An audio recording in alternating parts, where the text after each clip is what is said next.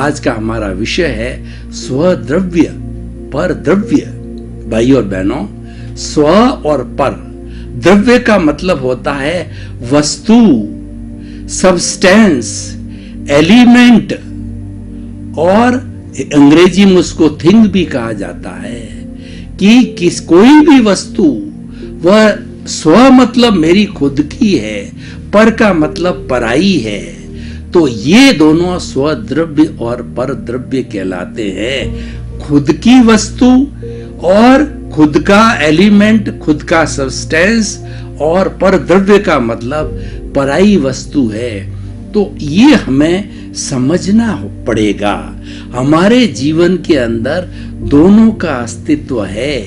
हम द्वैत के अंदर जी रहे हैं और हमारा लक्ष्य है कि अद्वैत बनने का है। अद्वैत का अर्थ होता है पर द्रव्य और स्व द्रव्य में निवास करते करते पर द्रव्य को छोड़ दीजिए और स्व द्रव्य को प्राप्त कीजिए, और आप जो है स्वद्रव्य को प्राप्त करके आप द्वैत से अद्वैत हो जाइए।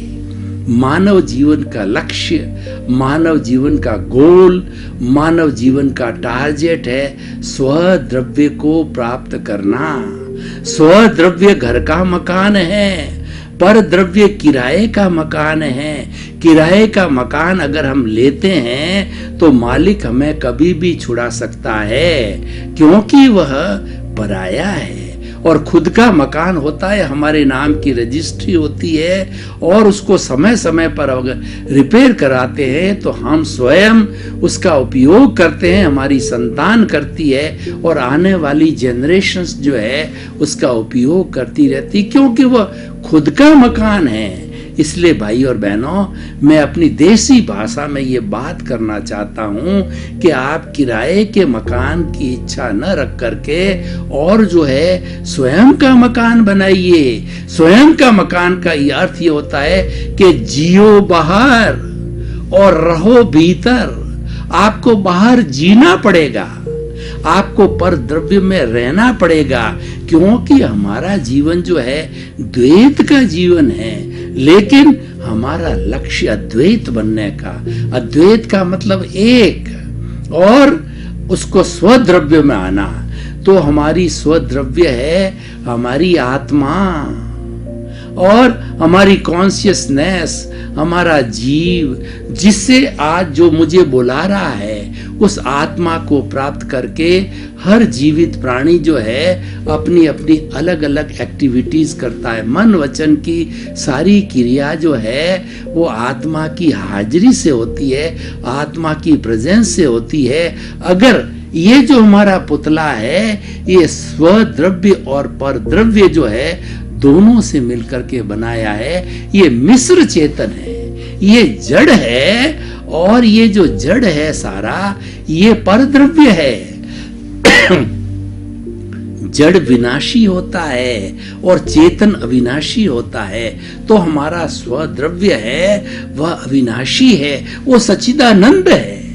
हमारी भारतीय संस्कृति के अंदर सच्चिदानंद जो हमारे जीवन का लक्ष्य है, हमको सच्चिदानंद बनना है। सच्चिदानंद गुणों का पुंज है, और सच्चिदानंद बनने के बाद के अंदर कुछ भी करणीय शेष नहीं रहता है। सच्चिदानंद का अर्थ होता है, इसका अगर मैं संधि विच्छेद करूं, सत और सत, और उसके बाद के अंदर और दूसरा जो है उसका लक्षण सत का मतलब होता है अविनाशी। मेरा जो प्रभु है, मेरी जो आत्मा है, मेरी चेतना है, वो अविनाशी है। भूत में, भविष्य में, वर्तमान में वह एक सी रहती, उसका कभी विनाश नहीं होता है, वह कभी निर्मित नहीं की जा सकती है, वह कभी डिस्ट्रॉय नहीं होती है, वो हमेशा एक सी रहती है। ये तो सत हो गया। और चित्त, चित्त का मतलब ज्ञान दर्शन वाला, हमारा प्रभु,